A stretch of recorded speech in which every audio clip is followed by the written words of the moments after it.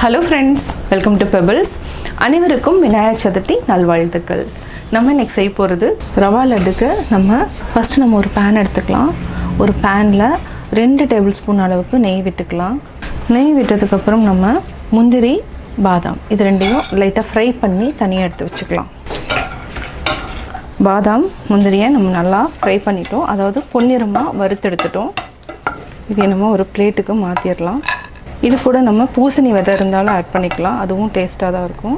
அப்புறம் ரவை நம்ம 250 கிராம்ஸ் எடுத்துக்கிறோம். இதையும் நம்ம அப்படியே வறுத்துக்கலாம். சிம்மில் வச்சுட்டு வறுத்துக்கோங்க. வாசம் வர வரைக்கும் வறுத்துக்கலாம். ரொம்ப தீயக்கூடாது. மிதமான சூட்டில் பொறுமையாக அப்படியே வறுக்கணும். பச்சை வாசனை போயிடணும். அது வரைக்கும் வறுத்துக்கலாம். இன்னும் ஒரு 2 டேபிள் ஸ்பூன் அளவுக்கு நம்ம நெய் விட்டுக்கலாம்.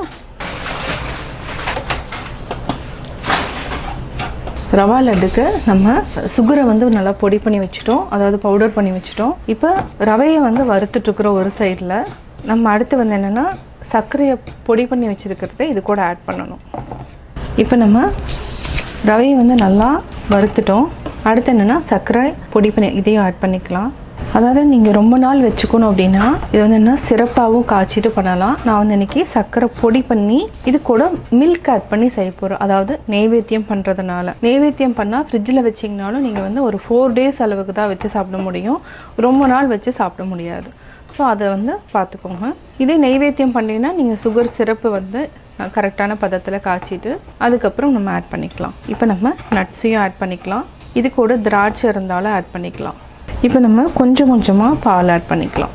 பால் ஆட் பண்ணிவிட்டு கடைசியாக ஒரு 10 மினிட்ஸ் அப்படியே வச்சுட்டு நல்லா பாலை இழுத்துடும். அதுக்கப்புறம் நம்ம உருண்டை பிடிச்சிக்கலாம்.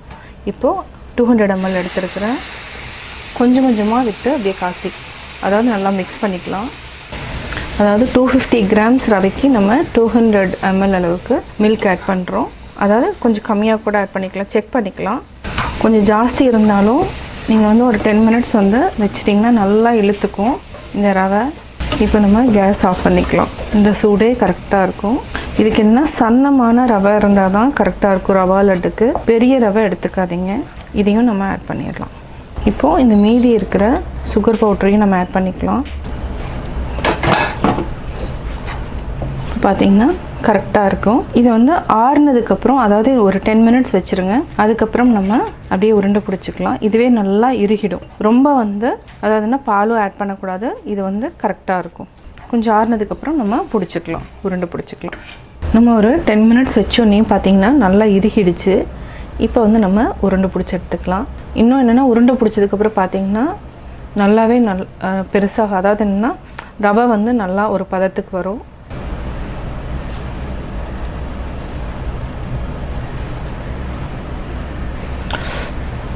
ரவா லட்டு ரெடி.